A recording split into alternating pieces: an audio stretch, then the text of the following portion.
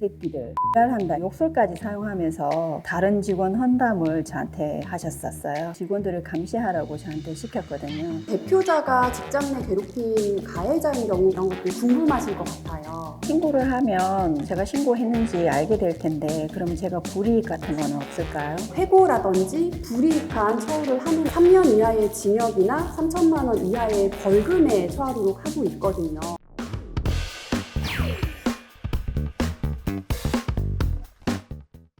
경력 단절을 이겨내고 회사의 행정직 업무로 재취업한 직장인입니다. 기쁜 마음으로 첫 출근을 하는데 웬걸 회사가 너무 조용하더라고요. 회사 분위기가 그런가 보다 하고 대표님께 첫 출근 인사를 하는데 업무 이야기만 해도 모자랄 시간에 갑자기 주변 동료들을 욕하기 시작하는 겁니다. 첫 출근 날 그것도 얼굴 보지도 못한 동료들을요. 당한 채 회사 생활을 시작하긴 했는데 그 이후로도 대표가 저만 불러서 저 사람은 학벌이 좋지 않다, 경력이 별로다 하면서 욕을 하더니 동료들과 대화조차 하지 말라고 저한테 그러더라고요. 그러던 어느 날 회사가 월급을 제 날짜에 주지 않아 직원들이 화가 나 있던 상황에서 누군가의 신고로 근로감독관이 다녀갔습니다. 그 뒤로 대표는 신고한 사람이 저라고 생각하는지 저를 대하는 태도가 180도로 달라졌고 업무 배제를 하기 시작하더라고요.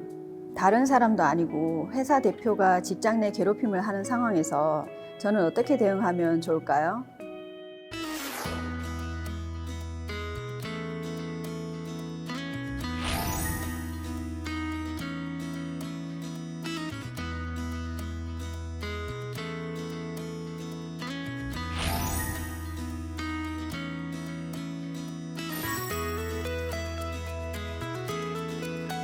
안녕하세요.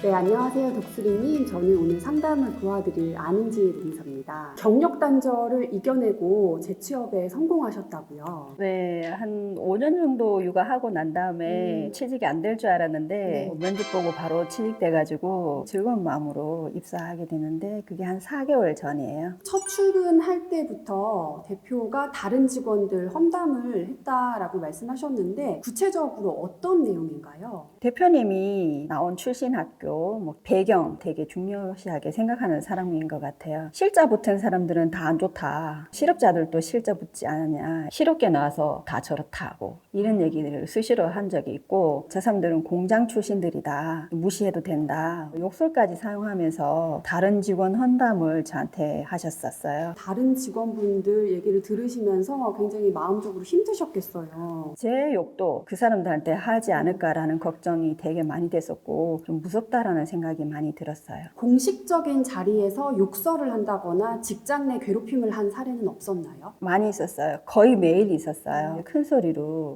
새끼들 한다 이런 거는 그냥 보통적인 얘기고요. 너는 부모한테 그렇게 교육을 받았냐 뭐 이런 것도 많이 했고요. 또 어떤 직원은 피부 발진이 많았었거든요. 그래서 이 목 있는 부분에 반창고를 붙였었는데 그게 왜 반창고를 붙였냐 되게 그 야한 생각 들게끔 내가 이런 생각 하는 게 맞냐 이렇게 성희롱적 발언 같은 네. 것도 하셨군요. 반창고 붙였던 친구가 이제 20대 여직원이거든요. 네. 되게 많이 울었었어요, 그날. 그러면 대표가 욕설을 하거나 성희롱적 발언을 한 것 외에 또 다른 내용은 없었나요? 제가 입사하고 한 달 정도 뒤에 직원들을 감시하라고 저한테 시켰거든요. 못하겠다고 거절을 했는데 내 회사니까 하기 싫으면 나가라고 이렇게 했거든요. 경력 단절이고 또 나이도 있고 하다 보니까 재취업하기 힘들 것 같은 그런 불안한 심리도 있었고 계속 업무 지시를 하니까 어쩔 수 없이 이제 보고를 하게 된 상황이 됐거든요.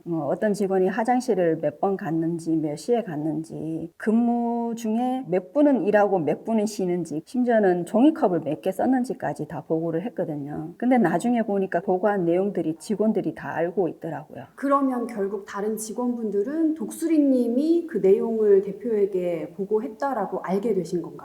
너 이런 일 했잖아 하고 제가 보고했던 내용 제 이름까지 다 오픈해가지고 전 직원한테 그걸 다 보냈어요. 그래서 전 직원들이 제가 했다는 걸 다 알게 돼서 말할 수 있는 사람이 직장 내에 아무도 없었어요. 그러다 보니까 너무 힘들어가지고 정신과에 찾아가서 상담도 받고 지금 치료도 받고 있는 상황이에요.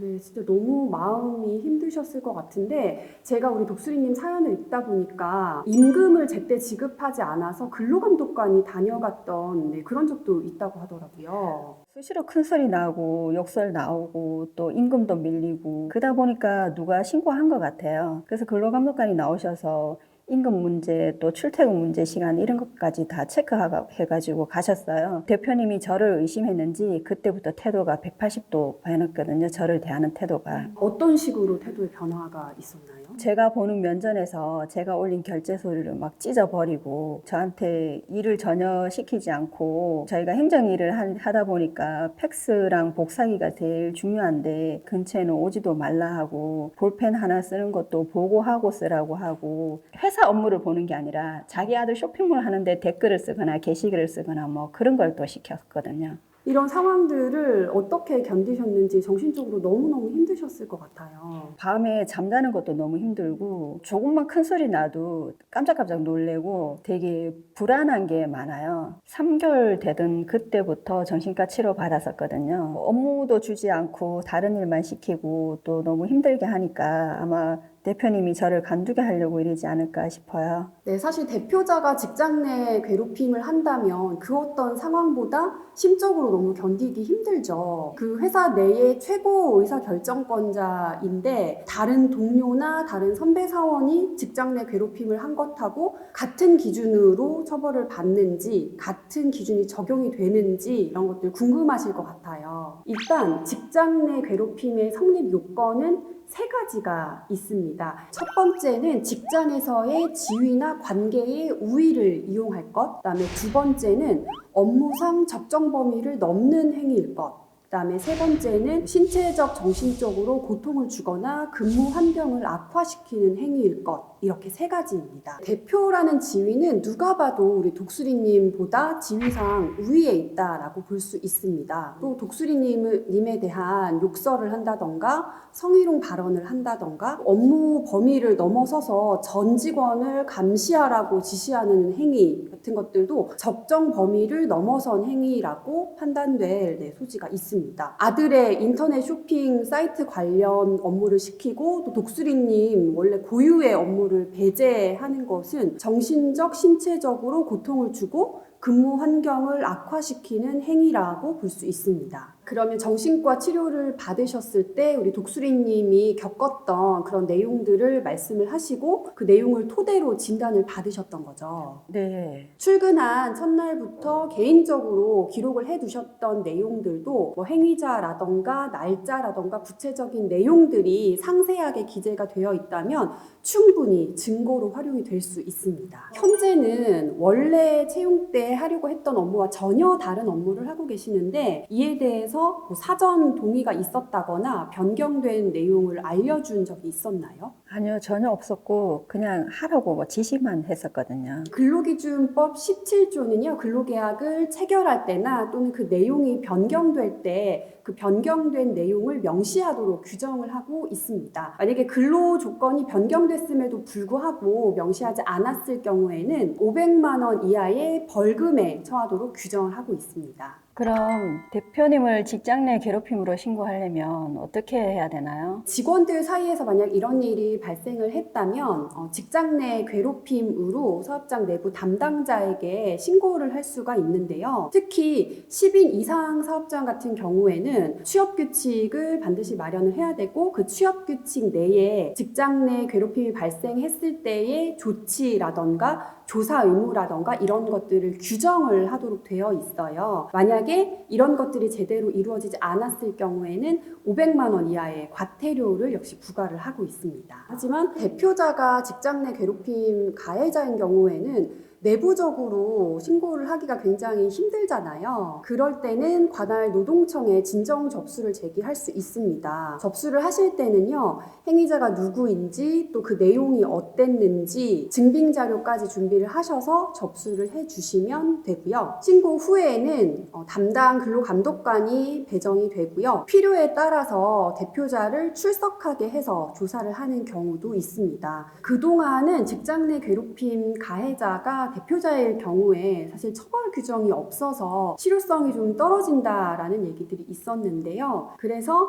10월 14일에 관련된 법 개정이 이루어졌습니다. 행위자가 대표자 또는 대표자의 배우자 또는 대표자의 사촌 이내의 인척이나 혈족이 직장 내 괴롭힘 행위를 했고 그것이 인정이 되면 최대 1,000만 원의 과태료가 부과됩니다. 신고를 하면 제가 신고했는지 알게 될 텐데 그러면 제가 불이익 같은 거는 없을까요? 네, 그런 부분들을 많이들 걱정을 하시는데요. 이 근로기준법 76조의 3 제6항에서는 직장 내 괴롭힘을 신고한 근로자 또는 그 피해 근로자에게 회고라든지 불이익한 처우를 하면 안 된다라고 규정을 하고 있습니다. 만약에 이 조항을 위반을 한 경우에는 3년 이하의 징역이나 3천만 원 이하의 벌금에 처하도록 하고 있거든요. 사실 3년 이하의 징역이라는 것 굉장히 무거운 처벌이기 때문에 이런 부분은 걱정하지 않으셔도 될 것 같습니다. 제가 이런 일을 처음 겪어봐가지고 어디 가서 얘기하기도 그렇고 되게 난감했었거든요. 가해자가 대표님이다 보니까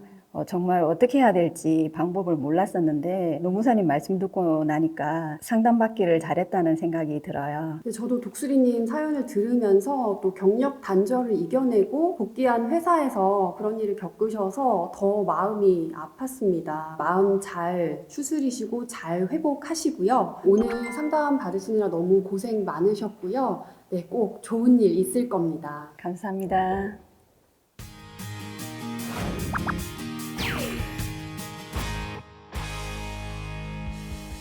직장 내 괴롭힘을 당하고 있는데 상담받고 싶다 이럴 때는 무료 상담센터가 있습니다. 1522에 9000번인데요. 혼자 마음앓이 하지 마시고 직장 내 괴롭힘 상담센터에 도움 요청하시고요. 용기 내시길 바랄게요.